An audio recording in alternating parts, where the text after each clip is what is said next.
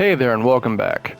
So, I've been away for a little while. I got sick and couldn't talk for longer than about a minute or two without hacking up a lung.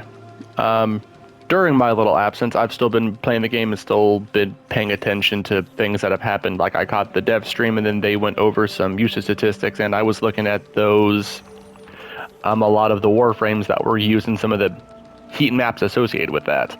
And some of the comments that I've seen regarding those, not necessarily in my comment section, just like comments with the community kind of like in general, have been, it's really interesting that, Hildryn is used in like higher MRs. Why is that? So I figured I like Hildryn. I kind of like the playstyle, so let's go over it. I like my builds and everything. And we're going to first stop here. 4 Tau Forge Stream Shards. These are very nice. I'm not gonna lie to you and say that they're not. These are not needed. These are just for you to min-max. Something that I would say is nice to have would be a parkour velocity, so that when you're in her 4, you can move around a lot more freely. The weapons and everything don't really matter too much for Hildryn because of the build and what I do with it. The thing that I like to use for movement is the Okina with the movement speed boost. And for the build that I'm going to guess is why she gets played as much as she does, is going to be this. So, with the augment to her 4 coming out, this made her Balefire, and with other like improvements that have been done to exalted weapons in general, like having arcanes and whatnot being able to be applied to them, has really bolstered Hildryn's Balefire. So in the past, we wouldn't really mess with her 1 at all. Hell, in some points it would be subsumed off. But with the with this augment, with the changes to exalted and with the arcanes, her 1 now, that's her exalted, is very, very strong. To the point where you can just basically be in her 4 and just blast people. Why I have it labeled AC-130 reminds me like I'm playing Modern Warfare 2. For this, her 4 is very important to this, because that's what you're seeing. It holds up enemies, so nothing's really getting through to her. You just do this. You have your subsume of choice. Mine is Nourish. This is where Roar is. You could also do Roar. This is a different build that I have that utilizes her other augment to just deal a bunch of heat damage, as what you can see that I use to help with some other players. So I can't have Roar here, but Nourish is also fine to be here. You don't gain the energy benefit necessarily, but just being able to just viral proc everything is nice. I've also seen some comments about just putting Wrathful Advance on here as just a movement tech, because you can just do that and just blink around, if you will. So the subsume spot here is like fairly open. And then Pillage, you're spamming this essentially whenever your shields get a little low. And then that restores your shields. That gives you more of her energy, because her shields are her energy. And then that allows her to just use her abilities. And then we're just firing off the Balefire like crazy. Either rapid fire through my the arcane velocity, just getting more fire rate that way, or you can put it in the build. I chose to opt it out of the Balefire itself with the fire rate, because I just put it up here as an arcane. And we have a new arcane here, arcane expertise, where your power strength just makes your shields that much stronger. So we've got the prime redirection and this just bolstering the shields up to insane levels. I think I almost have like 10k shields. And then the rest of this is just like range and power strength. That is what will end the augment. That is what this largely entails. I have seen other builds go with more range, and like that's fine. You can do that if you don't want all that power strength and you want a little more duration. That's fine. There's nothing wrong with that. I just like having more power strength, bigger numbers, funnier gameplay. That's just what I personally do. But you can change things around as you like with this. And then you can change the Exila slot here. I'm just running this for just the parkour and the speed and whatnot for when you're in the floor. Just makes it a little bit easier to maneuver around. But everything here is just fairly standard for the build that I'm going to be showing off here. And then for the build itself, for the Balefire charger, so I like to run blast with this, so the cold and the heat, just to get a little bit more AoE out of this. And then we're running Prime Fulmination in here as well to just help with that big blast radius. And also running the Prime Convulsion, again, just getting as much damage as we can in the build. If you wanted to do something a little different, or let's say you wanted to try and squeeze the anemic agility in here, so this is where you would get your fire rate from, you would probably have to drop the blast that I have going on, and then you'd probably have to throw in something like the radiation mod here, the accelerated isotope, or you could even throw in the what's the magnetic one called? Oh, magnetic might.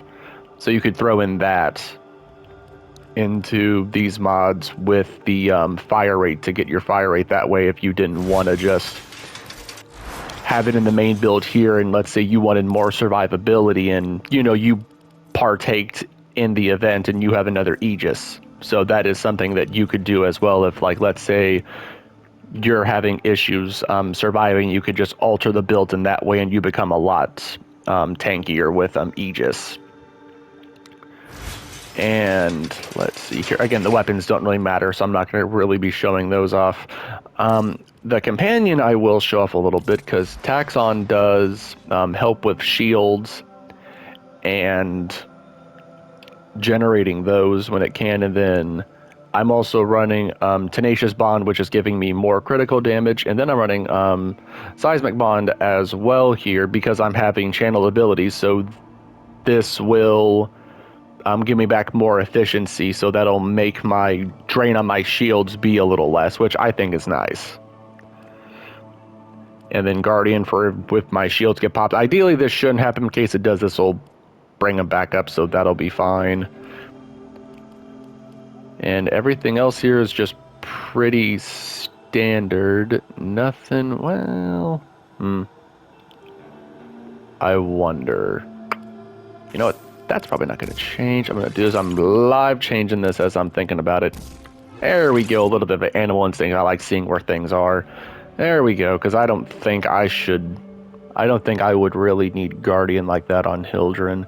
So this will be fine. If you like the other version, by all means, use what you like. But I'm just going to go with these changes and see how this works. We're doing it live.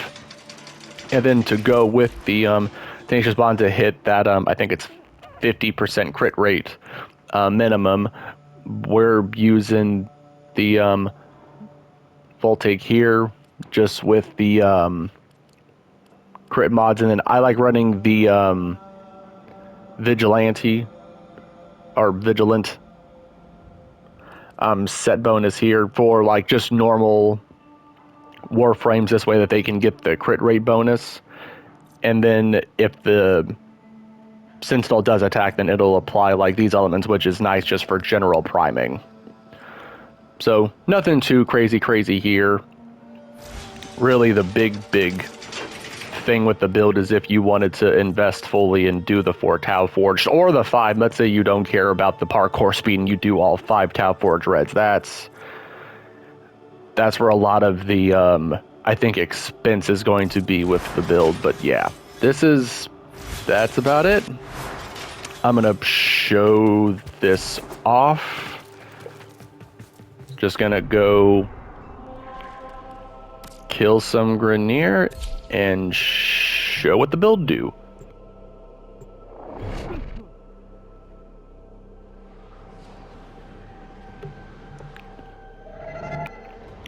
Their rage is vehement, their focus impressive. Give them all warriors' death. They have just shut down all systems. And life support capsules 4 and 3 and 2 and charge. And here we go. This is, you are just a mobile attack fortress. Shield's getting a little low. We just press the 2 and our shields come right back up. We can charge up the Balefire to get more range.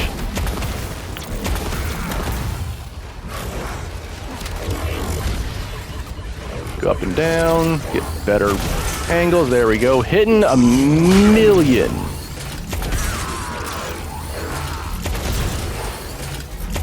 Thanks to the arcane, I'm innovating that in the build.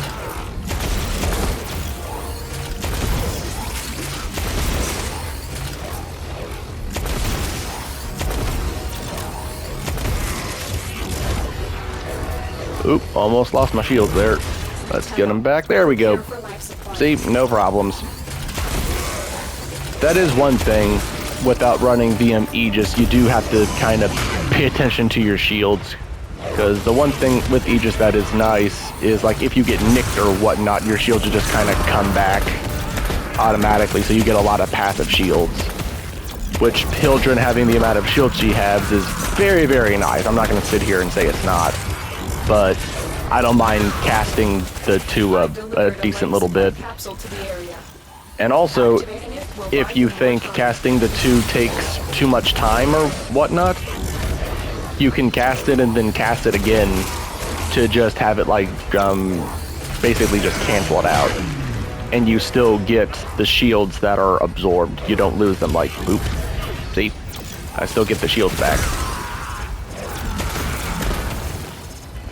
But this is what Hildryn do.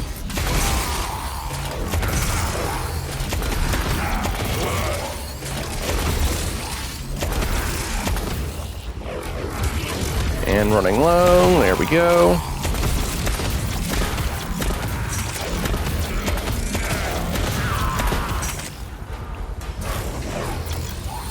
It is. This is the game plan. You are just an angel of Balefire in hell. Oop. Lost my nourish. And again, this can be roar, this can be like any subsume you really like that just helps you out.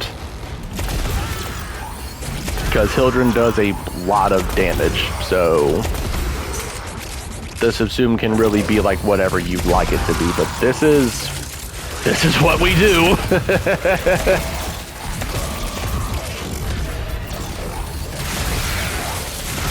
Had to get in there a little bit, but that's fine. I've delivered another life support capsule. That might be a use case for the magnetic build to just get rid of the that overguard. So that could be a use case for that other build that I showcased.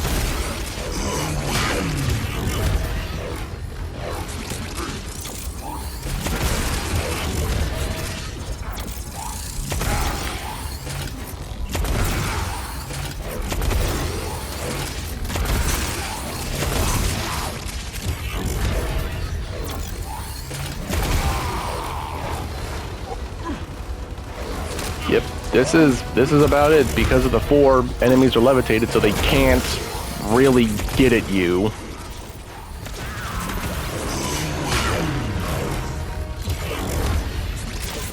And then when they're like this, they drop a bunch of health and energy orbs that refill your shields. So it is very nice. Alright, so where is the aha? And dead. It is really that simple.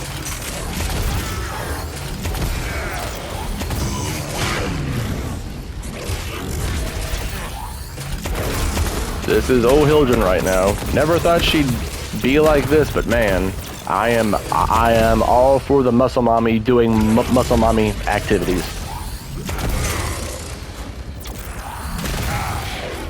Gonna be over with here pretty soon. I did try and record a few things, but I just could not. Every other like minute I was just hacking up a lung.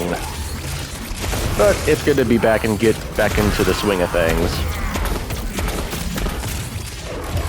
And it's nice showcasing something that I think some people are confused about. So that'll be fun. Hopefully this has answered some questions as to why on earth Hildryn is used in the ways that she is, or why she's used like that high up in the MRs. She's fun, she does a lot of damage, she's more or less kind of immortal.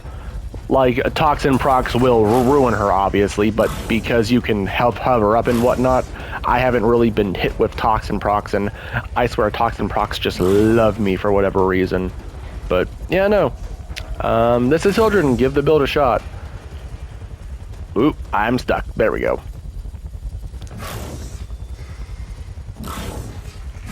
Alright, well, if you watched to the end, thank you for that. It's good to be back.